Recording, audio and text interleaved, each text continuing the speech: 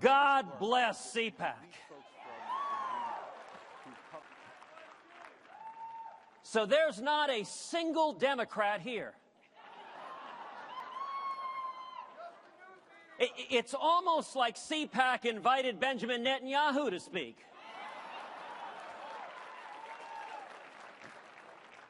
Well, you know, we could have had Hillary here, but we couldn't find a foreign nation to foot the bill.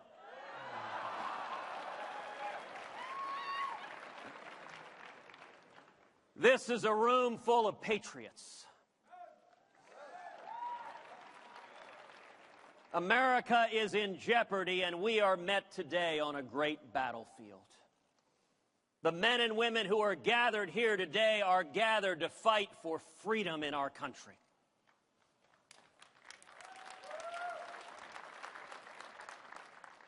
And the men and women of CPAC are going to play a fundamental decision in how we turn this country around. The men and women gathered here today are going to play a critical role in reigniting the miracle of America. How do we do that? How do we win? How do we bring back the miracle that is America? God bless you. Number one, we reassemble the Reagan coalition. We bring together fiscal conservatives and social conservatives and national security conservatives. We stand strong for economic growth, but we also stand for life and marriage.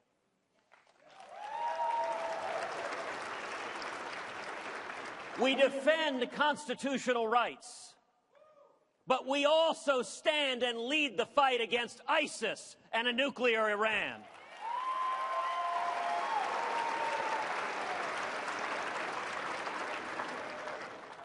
We need all three legs of the proverbial Republican stool, not one leg, not two, but the way we get to 51% is we bring together conservatives and libertarians and evangelicals and women and young people and Hispanics and Reagan Democrats.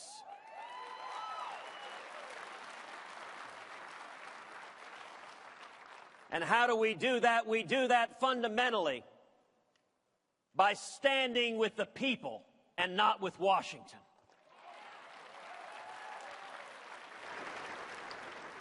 Washington wants Obamacare.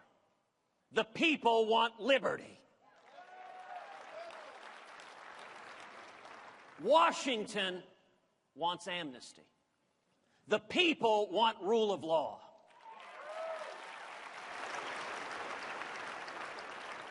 Washington wants power over the internet. The people want freedom online.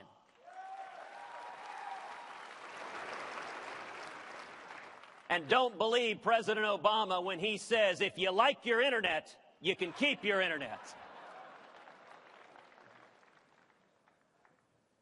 Hillary Clinton embodies the corruption of Washington.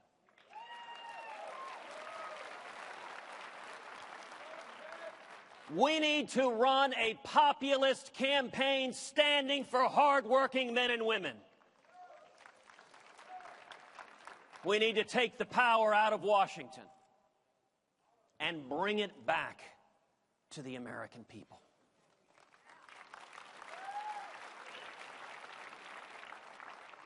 Now, how do you differentiate? There are lots of terrific candidates. 2016 looks like it's going to be a crowded race. And there are a lot of people here who are powerful. They're inspirational. They make your heart soar. They inspire me every day. How do we differentiate? Well, we all know that in a campaign, every candidate comes up and tells you, I'm the most conservative guy that's ever lived. That's just what they say. I'm pretty confident you haven't seen any speakers come up here yet and say, actually, I'm a squishy moderate who stands for nothing. I'm pretty sure none of them actually stood here and said that. No, every one of them will say, you betcha who diddly, I am as conservative as all get out.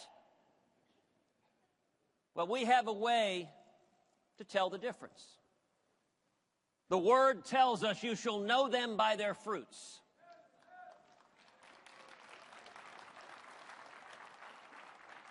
And so I would encourage all of the men and women gathered here today, demand action, not talk.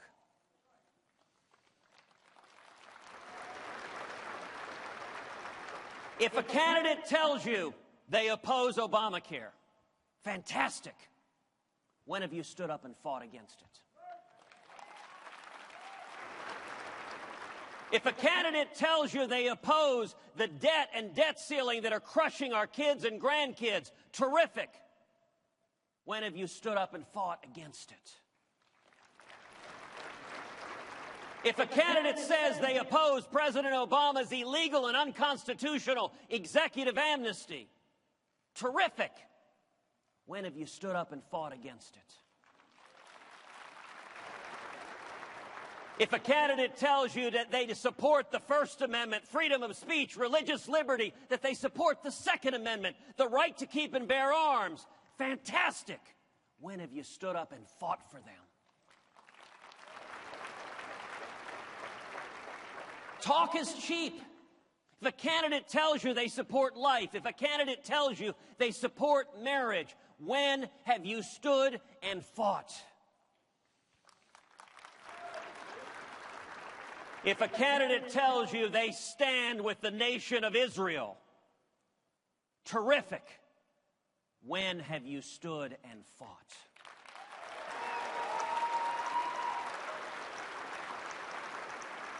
If a candidate says that they oppose Iran acquiring nuclear weapons capability, fantastic. When have you stood and fought?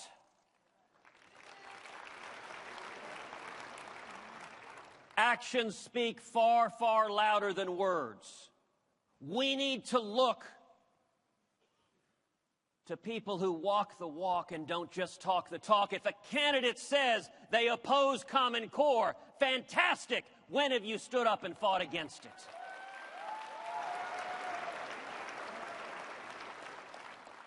You know, I had a former boss who used to say, if I'm ever accused of being a Christian, I'd like for there to be enough evidence to convict me.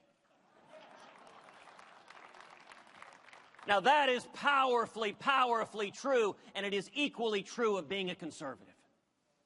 If you're really a conservative, you will have been in the trenches, you will bear the scars, you will have been fighting the fights. And I'll tell you what the men and women of CPAC understand. It's that the biggest divide we have in this country, it's not between Republicans and Democrats. The biggest divide we have in this country is between career politicians in Washington and the American people.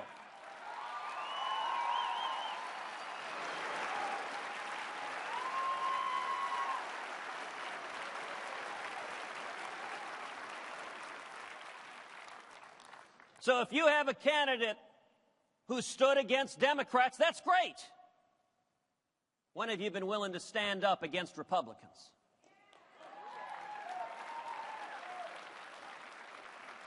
When have you been willing to stand with the people? This is a fundamental choice in our country, a fundamental direction that the men and women here will decide. It was 40 years ago at CPAC that President Reagan said the path to victory is painting not in pale pastels but bold colors.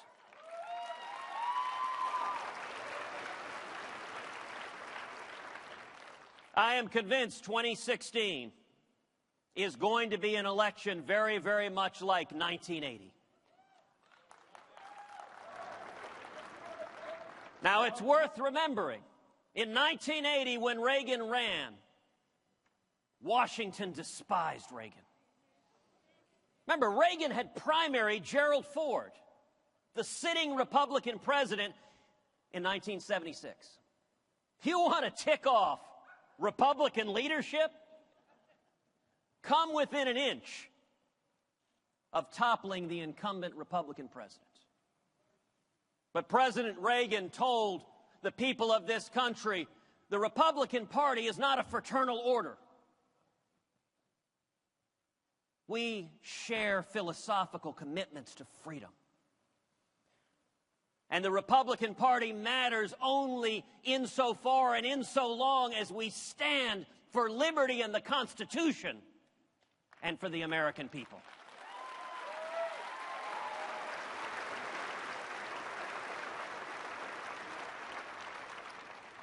Our nation is in crisis at home. Millions of Americans are hurting. Obamacare is a train wreck.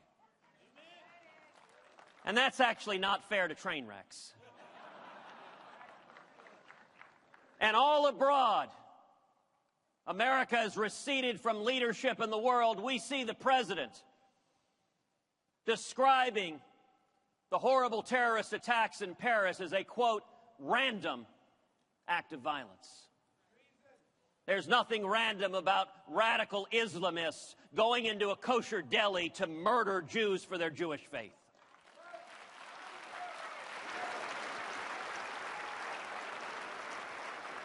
When 21 Coptic Christians are beheaded, we see the president saying they were simply Egyptian citizens.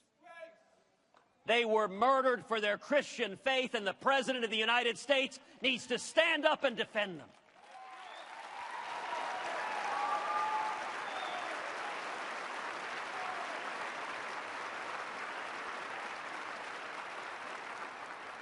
To turn this country around, it will not come from Washington. It will come from the American people. And so I would ask every one of you, if you will join our grassroots army, then take out your cell phone and text the word Constitution to the number 33733. Let me give that to you again. Take out your cell phone and text the word Constitution to 33733.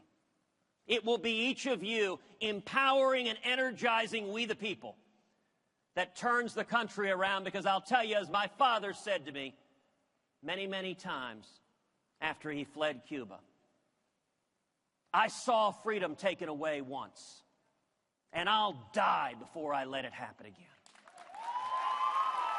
Thank you, and God bless you.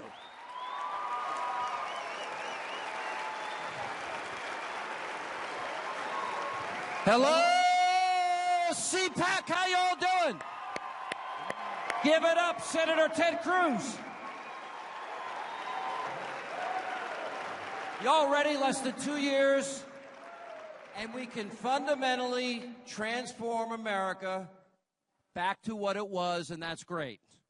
Y'all happy about that? Senator, great to see you. It's an honor to be here. I got some questions, some of them from Twitter and Facebook. We got a lot of people shooting away. You did a 21-hour filibuster. 21 hours. The purpose was to strip funding from the health care bill. Remember that the 21? I watched most of it, by the way. So, your fellow Republicans, Rick Santorum, called you a bomb thrower. Senator McCain said it was an agonizing odyssey and then used the term wacko bird. Senator Graham said it was hostage-taking and political overreach. I didn't say it. Relax. My question to you, Senator, what do you say back to those senators that criticized you for standing up for your promise? Look, the simple point is we shouldn't be listening to Washington. We should be listening to the American people. Obamacare is a disaster. Millions of Americans have lost their jobs, have lost their health care, have lost their doctor. And Sean, I seem to recall that many of those critics said, when so many of the men and women in this room stood up and said, stop the train wreck that is Obamacare, the Washington pundits all said, oh, this will be a disaster. This will keep Harry Reid as majority leader forever. Now, did I miss that in the last election?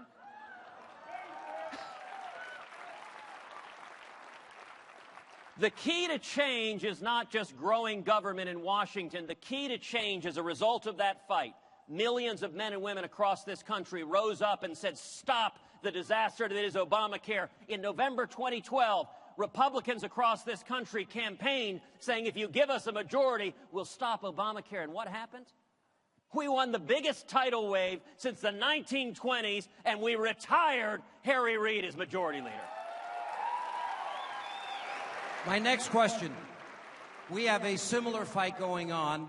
Just a show of hands, how many would like to see the Republicans defund the president's executive order on immigration? Okay.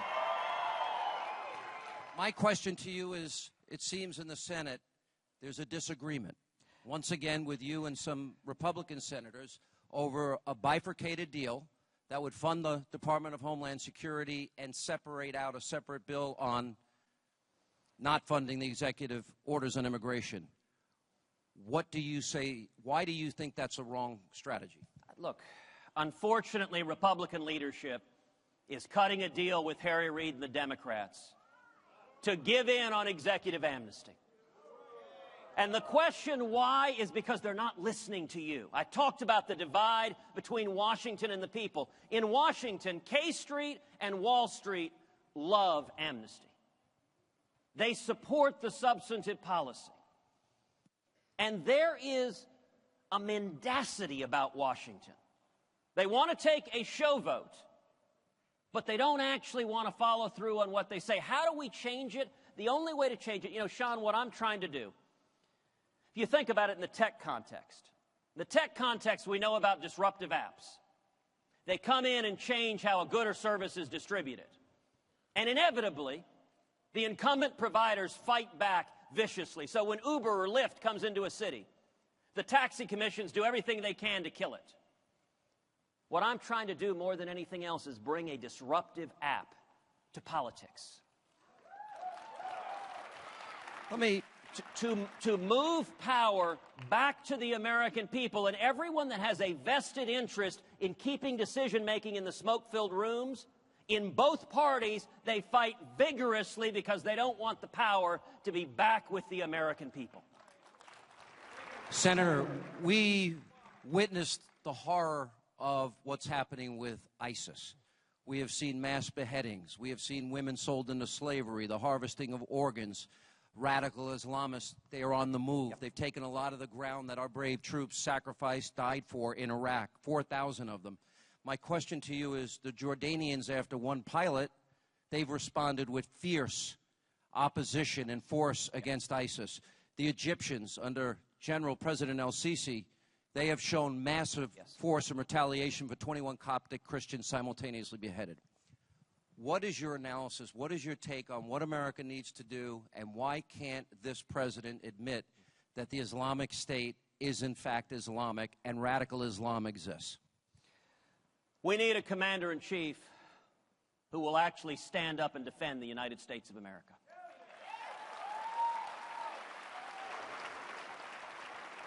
We need to stop this bizarre Orwellian doublespeak.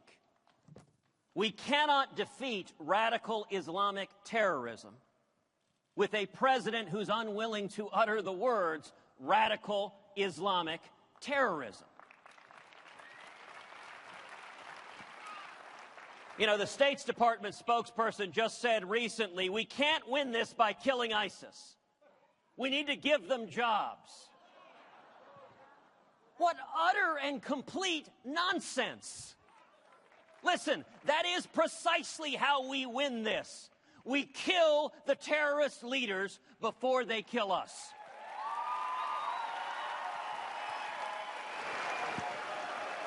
All right. I want to warn everybody, I am asking this next question because I know the liberal media will. Okay, so might as well get it out of the way for them. That's my job. I get paid to do that. No, I have not stopped beating my wife. Okay. Your mother was an American citizen. You talked about your dad coming from Cuba. You were born in Canada. You had dual citizenship. there are a bunch of liberal birthers out there that would try to make the case that you're not eligible. Just a quick, short answer. Look, I was born in Calgary. My mother was an American citizen by birth. Under federal law, that made me an American citizen by birth. The Constitution requires that you be a natural-born citizen. All right, now we're going to do our quick lightning round because we're running out of time. What would the top 5 agenda items of a President Ted Cruz, what would they be? Number 1, repeal every blasted word of Obamacare.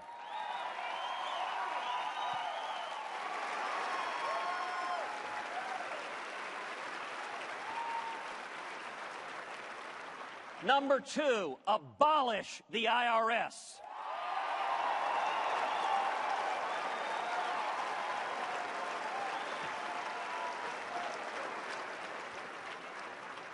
Take all 125,000 IRS agents and put them on our southern border.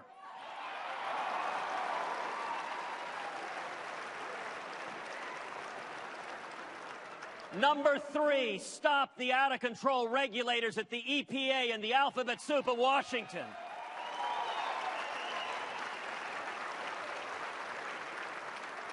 Number 4, defend our constitutional rights, all of them.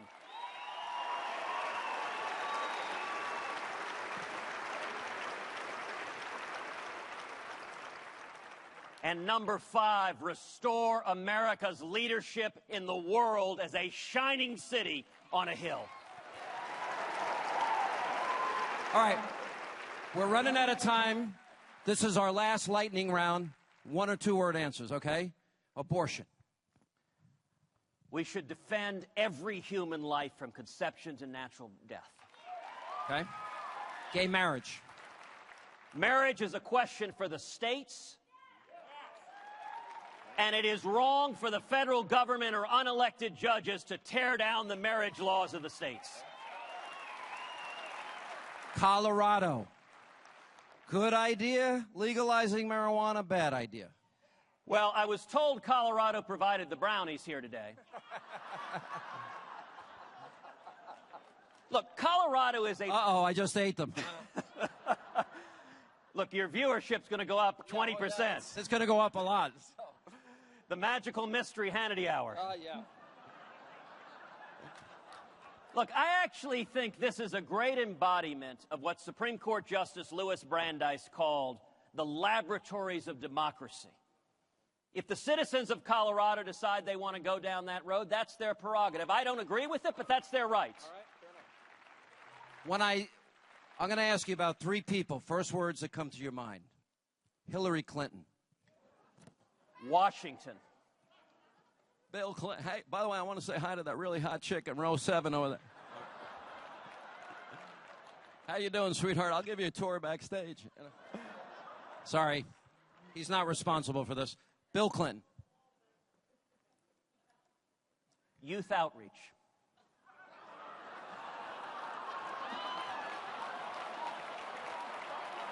What?